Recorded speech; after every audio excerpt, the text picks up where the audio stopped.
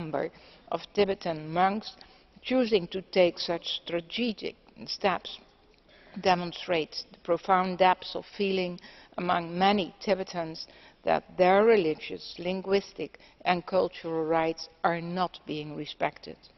The EU acknowledges the priority the Chinese leadership gives to maintaining territorial integrity and economic growth in minority areas such as Tibet.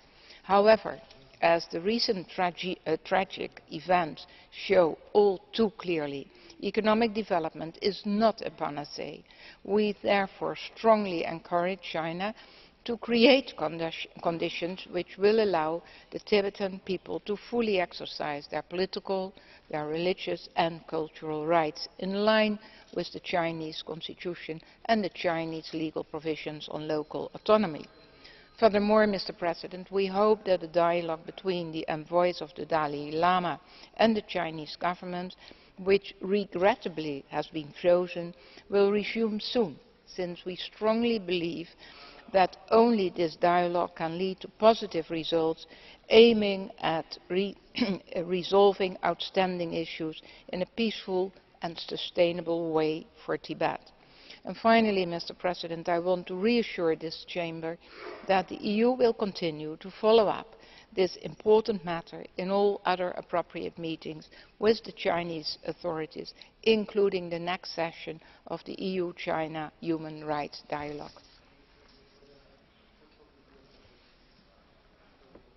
Thank you, Madam Commissioner. So the debate on Tibet is closed. The votes will take place after we complete the debate on two more topics, of which the first one is the situation in Bahrain. And I give the floor to Mr. Tavares. Point of order. Mr. President, thank you. I wanted to reiterate a denunciation I made on other occasions, a protest I made on occasion. Yet again, the resolutions are not available in languages. To be specific, they're not available in Portuguese. This is another indication of how there's still a great deal to be done in this House if we are to fully respect the principle of multilingualism.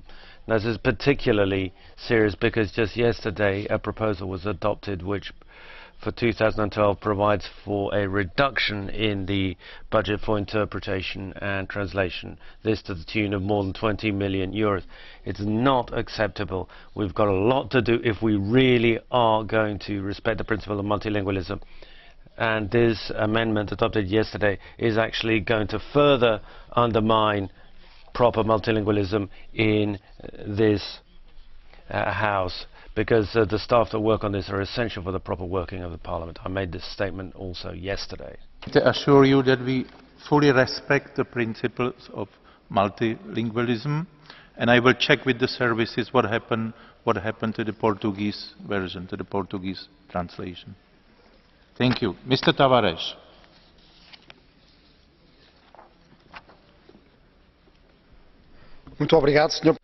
Thank you very much, Mr. President. In the first half of this year, where we saw the events of the Arab Spring, the sales of arms to Libya, Saudi Arabia and Bahrain totted up to 35 million euros. Now, don't go telling me there's an embargo and that these weapons were used to kill demonstrators. The UN issued an embargo on the sale of arms to Libya, but the UK merrily exported 750,000 euros worth of weapons to Libya. But the amount of money made available for refugees from Libya was far less. 300 million euros worth of profit were made from arms sales to Gaddafi last year. Now, the Arab peoples showed considerable courage in overthrowing their tyrants and dictators, but Europe didn't have similar courage in fighting against its colonialist past and its complicity with these tyrants. Now we're just hearing verbal support with the Arab Spring. That's not enough. That's not going to wash away the past. Right now, the European Union is supporting the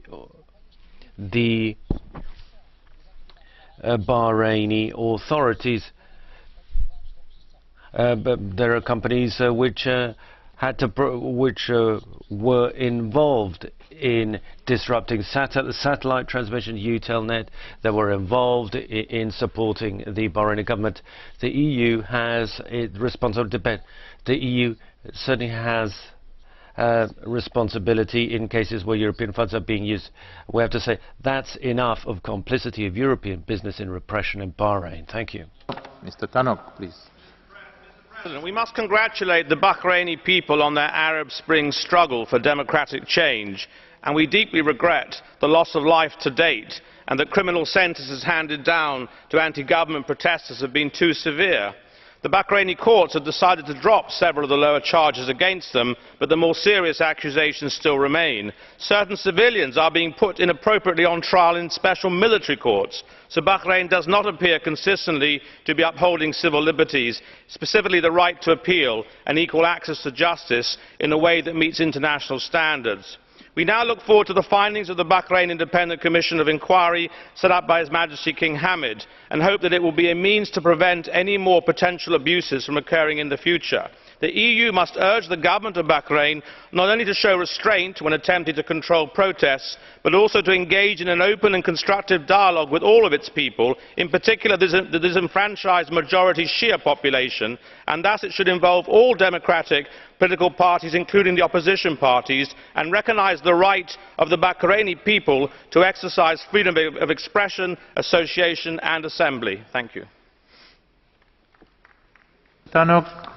Mr. Murphy is next. First of all, I want to salute the determination and courage of the protesters in Bahrain who have stood up against absolutely brutal repression in fighting for democratic rights and change in Bahrain.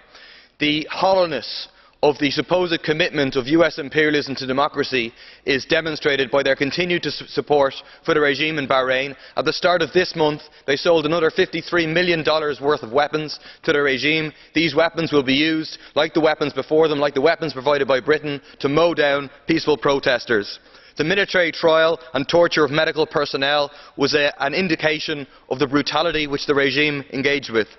Because of pressure brought upon them, those sentences given by the military courts have now been revoked. They're going to be given civil trials.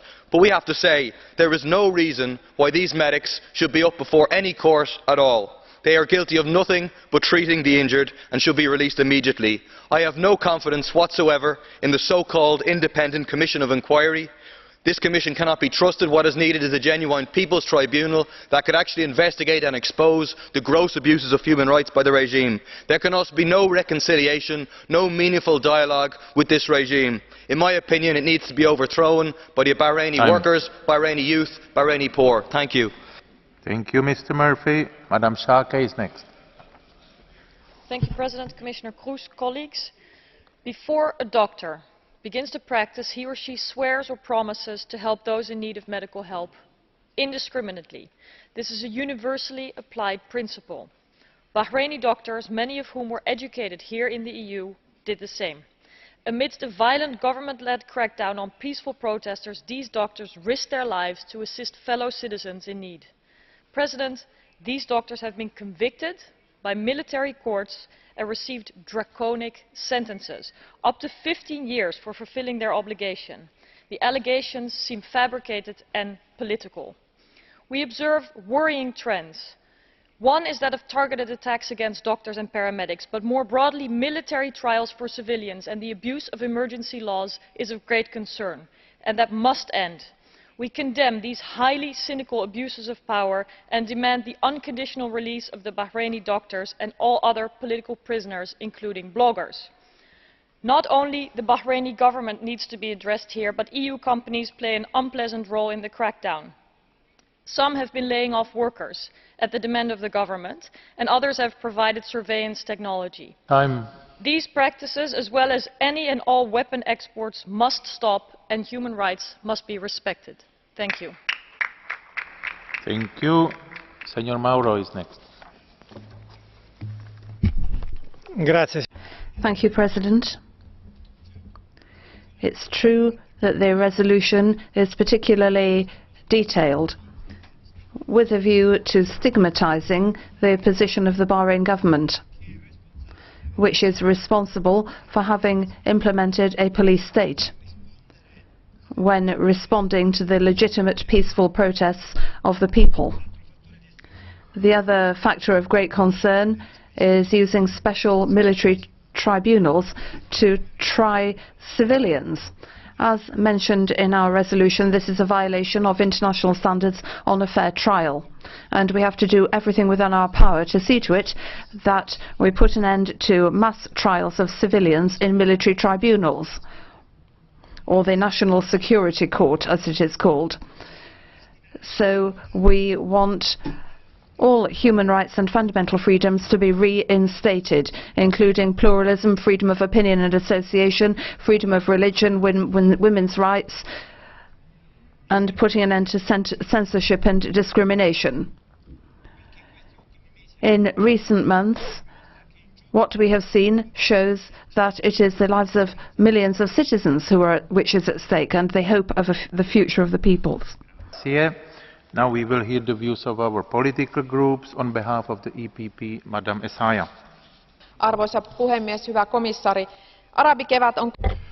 Thank you very much, President. The Arab Spring has reached Bahrain, but there are concerns now. In February 2011, the concerns grew. Up until June, we saw lifting of the state of emergency, but there's been violence against demonstrators that has continued.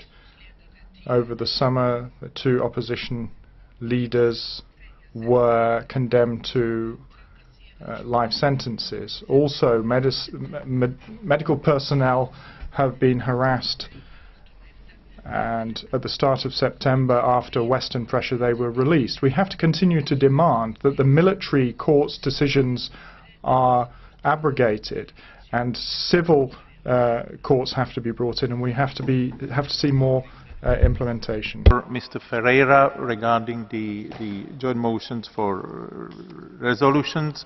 So the joint motions, translations, including in Portuguese, were available last night already. The individual motions we don't translate anymore, and that's been the practice for years in this House. So that was information for Mr. Ferreira. Now I give the floor to Mr. Paleckis, who will be speaking on behalf of the Socialists and Democrats. Thank you, President. I support my colleagues who spoke of our greed for profit that leads to the immoral sale of arms and that allowed anti-democratic regimes to flourish in the Middle East, and now they're falling one by one. For 8 months, the protesters in Bahrain demand change. 40 people have lost their life. Lots were detained and subjected to violence. The Bahraini government must take an honest look at what's going on, and it has to draw lessons from the Arab Spring. It has to release tortured prisoners and help them to come back to normal life. We also urge the government to drop the charges against the medics who helped the protesters. Madam Yetenmaki, on behalf of the Liberals and Democrats. Chairman, the Bahraini Popular Movement started its peaceful demonstrations last February. People's call for human rights and democratic reform were, however, violently cracked down by the Bahraini security forces. In the run of the events, it became clear that the Bahraini security officials prevented the medical professionals, doctors and nurses from saving the lives of injured demonstrators. Chairman, the ALDE group calls the Bahraini authorities to stop all the violations and to investigate all human rights violations, and let also the High Commissioner for Human Rights to visit the country. We welcome King Hamad's decision to set up an independent commission to investigate the crackdown and violations.